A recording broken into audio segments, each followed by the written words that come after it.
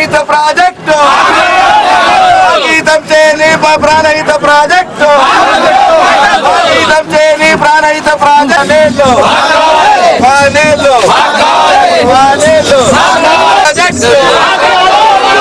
గీతం చేయని ప్రాణహిత ప్రాజెక్టు గీతం చేయని ప్రాణహిత ప్రాజెక్టు మాకు కావాలి ప్రభుత్వ నీళ్లు మాకు కావాలి ప్రాణహిత ప్రాజెక్టు.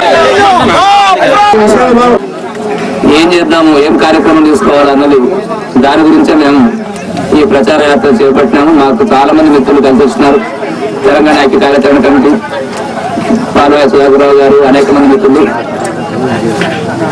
అనతకాలుగా డిమాండ్ చేస్తున్నాం. మనం ఎన్ని సంవత్సరాలుగా, దశాబ్దాలుగా కౌటాలు కానీ, బెజ్జూరు కానీ, దయగాం కానీ, సిర్పూర్ కానీ, కాగర్నగర్ కానీ, అంటే సిర్పూర్ నియోజకవర్గ గ్రామాలకు ప్రాణహిత నీళ్ళు ఇవ్వాలా, ప్రాజెక్టు కట్టాలని దశాబ్దాలుగా డిమాండ్. ఎత్తిపోతలు చేస్తామన్నారు. అది మొదలే కాలేదు. దానికి కేటాయింపులు లేవు. దానికి సంబంధించినటువంటి ప్రాజెక్టు ప్రణాళిక ఇప్పుడు దాకా లేవు. సరే చేస్తుందిలే, గవర్నమెంట్ చేయకపోతుందా? మన పక్కన నదే కదా, మన పక్కన ప్రవహించేది అదే కదా, మనకి ఏమన్నా పోతారని అనుకుంటూ ఉంటే అకస్మాత్తుగా పెద్ద ప్రాజెక్టు తయారు చేసి 7 జిల్లాలలో 160 టీఎంసీలు తీసుకుపోయి 16 లక్షల ఎకరాల భూమికి నీళ్లు, అనేక పట్టణాలకు తాగునీరు ఇవన్నీ ఇచ్చే ప్రాజెక్టు ప్రభుత్వం తయారు చేసింది. మొదట్లో ఏమన్నారంటే తర్వాత మనకు ముఖ్యమంత్రి చేవేళ్లలో దీనికి శంకుస్థాపన చేసినట్టు అర్థమైంది. పేపర్లో వచ్చిన ప్రకటన బట్టి ఇది వాస్తవం కాదు. కౌటాలుగా ఈ నియోజకవర్గాన్ని దాటిపోయిన తర్వాతనే కొద్దిగా నీళ్లు మొదలవుతుంది అనేది మనకు స్పష్టంగా అర్థమైంది. ఇది అర్థమైంది. మీరు ఈ పని చేస్తున్నారు, మనం అంటూనే ఉన్నాం. వాడు కనీసం కాదని కూడా అంటే వాళ్ళు ఒప్పుకుంటున్నారు. ఏమనంటే స్థానిక గ్రామాలకు కానీ, కనీసం స్థానిక నియోజకవర్గంలో ఒక గ్రామానికి కూడా నీళ్ళు లేకుండా బయట తీసుకుపోతున్నామని చెప్పి వాళ్ళు ఒప్పుకుంటున్నారు. ఇది అన్యాయం మనం అంటున్నాం. నీళ్ళు అనేది వారు గుర్తించింది కాదు. రాజశేఖర రెడ్డి గారు మరొకరు ఫ్యాక్టరీ తయారు చేయాలి అని ప్రకృతి ఇచ్చింది. దేవుడు అనుకుంటే దేవుడు ఇచ్చింది అనుకున్నాం. ఆ నీళ్లు ఎవరికి అవసరమో వాళ్ళకి దాని మీద హక్కు ఉండాలి. స్థానిక ప్రయాణికానికి అవసరం అంటే దాపురం ఉన్నది కూడా. అది అవసరాన్ని మర్చిపోయి, పక్కనే ఉన్న సంగతి మర్చిపోయి బయటకు తీసుకుపోతామనంటే ఇది న్యాయం కాదు. నోరున్నోళ్ళకే నీళ్లు, రాజకీయ అధికారం ఉన్న వాళ్ళకి నీళ్ళు అనేది కాదు.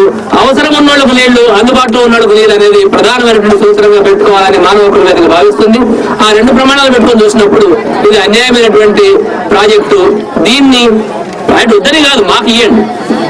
ఈ 5 మండలాలకు కనీసం 25 టీఎంసీ నీళ్లు, 302 టీఎంసీ నీళ్లు ఉంటాయంటున్నావు. ఇక్కడ 160 తీసుకుంటున్నావు, ఇంకా 140 మిగిలినాయి. మన రాష్ట్ర కోట ఇంకా చాలా ఉంది. ఒక 25 టీఎంసీ అదనంగా దానిలో చేర్చు. ఆ 25 టీఎంసీలు 5 చొప్పున 5 మండలాలకు కానీ 50,000 ఎకరాలు ఒక్కొక్క మండలానికి కూడా పండే అవకాశం ఉంటుంది. కౌటాలు కానీ, బెజ్జూరు కానీ, దయగాం కానీ, సిర్పూర్ కానీ, కాగజ్నగర్ కానీ మండలానికి 50,000 ఎకరాలు పెద్ద మొత్తం కాదు కదా. మండలానికి 50,000 ఎకరాలకు నీళ్ళు ఇవ్వాలనుకుంటే 25 టీఎంసీలను అదనంగా చేర్చి ఈ ప్రాజెక్టులో భాగం చేయి. మళ్ళీ ఇస్తాము. ఎమ్మెల్యే అంటున్నాడు తప్పకుండా ఇస్తాం. మీకు మాకు హామీలు వేరే వాళ్ళ నీళ్లు కాదు కదా, మాకు నీళ్లు, అందరికీ నీళ్లు. ఆ నీళ్లు కూడా నువ్వు ఈ ప్రాజెక్టులో భాగం చేయి. నిజానికి ఈ ప్రాజెక్టు గురించి చాలా విమర్శలు ఉన్నాయి. ఇంత పెద్ద ప్రాజెక్ట్ సాధ్యమయ్యేదేనా? ఇంత కరెంట్ ఉత్పత్తి అవుతుందా? రేపు రాబోయే రోజుల్లో సమస్యలు ఏమీ లేవు. స్థానిక నీళ్లు తక్కువ ఖర్చు నీళ్ళు ఇవ్వచ్చు.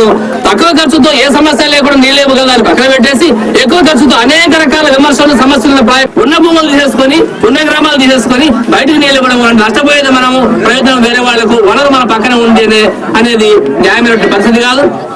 అంతర్జాతీయంగానే ఇవాళ ప్రాజెక్టుల గురించి ఒక స్పష్టమైనటువంటి విలువ ఏముంది